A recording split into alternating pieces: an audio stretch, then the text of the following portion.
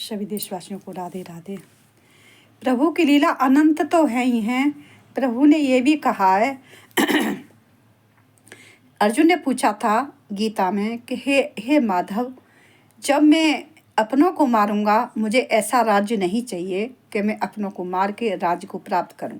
मेरे ही हैं सब, चाचा ताऊ के बच्चे हैं और मेरे गुरु सामने खड़े, कैसे इन पर युद्ध करूं? मैं नहीं कर सकता प्रभु, मैं युद्ध नहीं करता। उन्होंने धनुष अलग रख दिया और प्रभु के चरणों में उन्होंने ये विनय की कि हे प्रभु, मैं युद्ध नहीं लड़ूंगा। तब श्री कृष्ण ने उनको गीता का उपदेश दिया था कि हे अर्जुन, ये इन्हें पहले ही मैंने मार रखा है, तू बस निमित्त मार्ग के लिए खड़ा हो जा। मैं तुझे यश देना चाहता हूँ।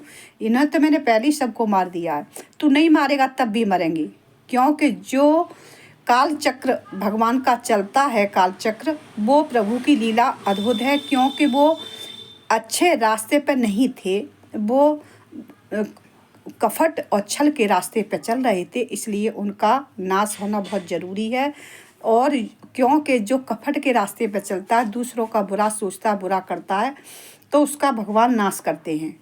तो भगवान ने कहा था कि मैंने इनको पहले ही मार रखा है, तुम क्यों वो करते हो कि मेरे गुरु हैं। तो गुरु उन्होंने कहा आपके गुरु हैं, गुरु का स्मरण अंदर करो, गुरु आपके अंदर आ जाएंगे। वो तो सामने खड़े हैं, तो आपके दुश्मन के साथ खड़े हैं। आपके गुरु आपके हृदय में वास कर रहे हैं, आपको सद्बुद्धि दे रहे हैं आपके गुरु। मैं ही गुरु हूँ, मैं ही सब कुछ हूँ, मैं ही पूरा विश्व ब्रह्मांड का सब कुछ हूँ। विद्या में, पीपल में, जड़ में, सब कुछ मैं हूँ। और जितने भी सृष्टि रची है सब मैं ही हूँ, मेरे सिवाय कुछ भी नहीं है जगत में। तू मुझे देख, मैं तुझे विराट स्वरूप दिखाता हूँ। तब उन्होंने श्री कृष्ण ने विराट स्वरूप दिखाया।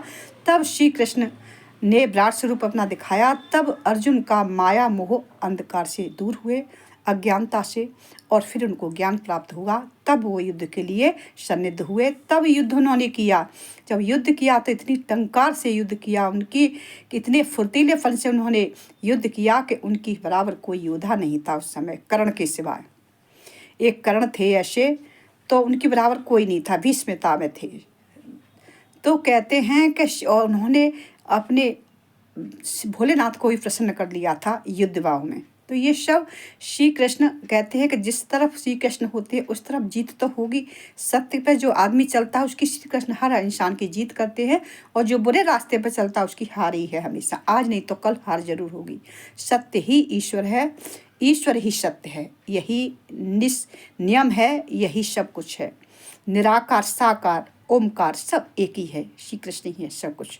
वेद भी श्री कृष्ण, ब्रह्मा भी श्री कृष्ण, विष्णु भी श्री कृष्ण, और भोले भी श्री कृष्ण, और खुद भी श्री कृष्ण, माधव भी श्री कृष्ण, अर्जुन भी श्री कृष्ण, उद्धव जी श्री कृष्ण, वेद व्यास जो थे सब श्री कृष्णमय थे, कोई अलग नहीं था, उनके ही अंश थे, सब उनकी कलाएं थी।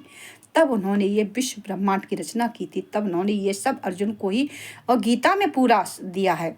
श्री राधे राधे। क्योंकि समय उसमें ज़्यादा वीडियो हो जाएगी बड़ी, तो थोड़ी छोटी छोटी वीडियो, 3 मिनट की वीडियो में इतना ही आ रहा है। राधे राधे। सब्सक्राइब, लाइक भी, फॉलोअर बढ़ाते हैं सभी देशवासी।